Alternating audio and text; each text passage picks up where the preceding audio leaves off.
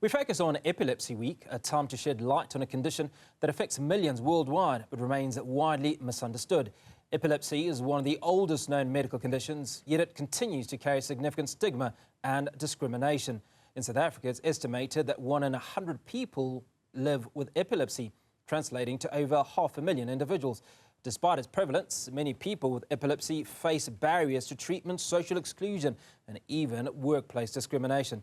Joining us to discuss this critical issue is Aileen Langley, the Gauteng branch director of Epilepsy SA, and an organisation dedicated to supporting individuals with epilepsy and raising awareness. Aileen, thanks for your time this afternoon.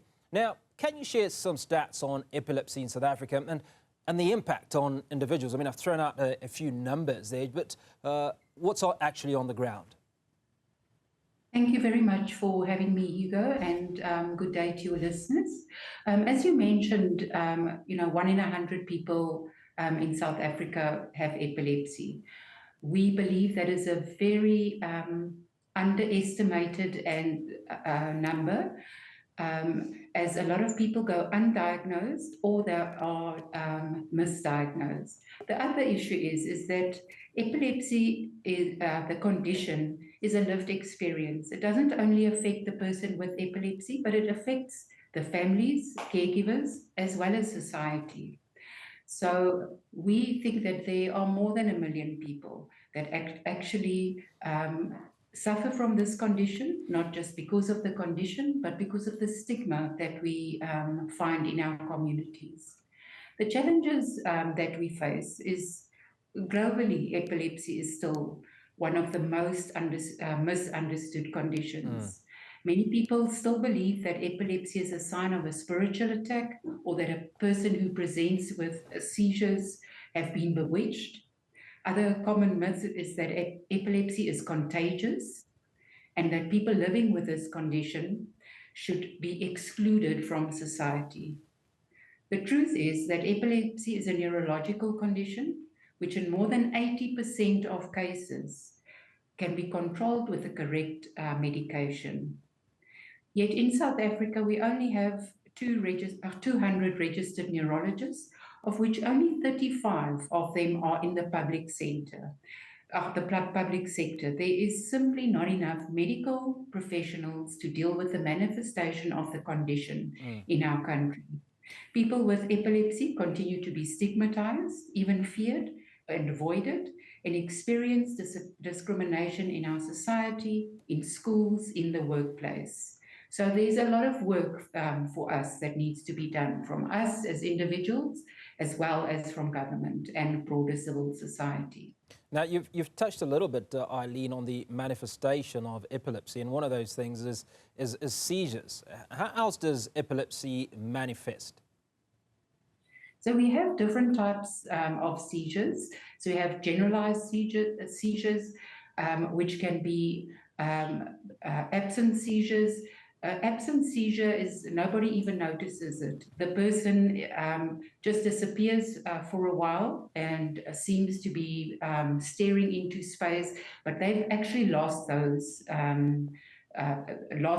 moments. Then you've also get the seizures that you can actually see, and that is it's a neurological condition of the brain, and people might shake and fall and really hurt themselves quite badly.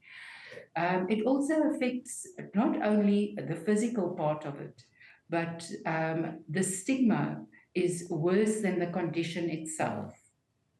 Because people don't believe, as I said, 80% of people with epilepsy, their condition can be controlled with medication, but because of the misunderstandings, it's very, very difficult. And change begins with you and me. Every individual should empower themselves with the correct information and constantly advocate for people with epilepsy. Also, don't underestimate people with epilepsy. They are just as capable as you are and are resilient through overcoming many obstacles in their lives. It's about challenging our false beliefs and talking about the true facts about epilepsy anywhere and everywhere. You can make a difference wherever you are, whoever you are. If I can summarize the address written by our Epilepsy SA National Director, Charlene Castle, who lives with the epilepsy condition herself. She says, if you are an educator, create ongoing awareness and education with colleagues and learners on how to act when a learner has a seizure in the classroom. Business leaders, employ people with epilepsy, judge them on their skills and ability to do the work and not their condition. Healthcare practitioners, don't accept the inadequate services in your clinics, and policy makers, start making epilepsy a priority. Our government needs to approve and implement the SINAP, which is the South African Intersectoral National Action Plan. This is a comprehensive and inclusive plan that ensures for trained healthcare professionals, anti-seizure medication, effective psychosocial support, stamping out the stigma through education and awareness in the classroom, in the workplace, and the media, so that people with epilepsy can be included in schools and in society, not just during Epilepsy Week like we've got now, or Disability Month, but all the time. People with epilepsy deserve the same visibility as any other health condition. We need economic inclusion with stronger workplace protection, accessible transport solutions, and entrepreneurial programs. Yeah. Aileen, I think Yeah. that is Yes.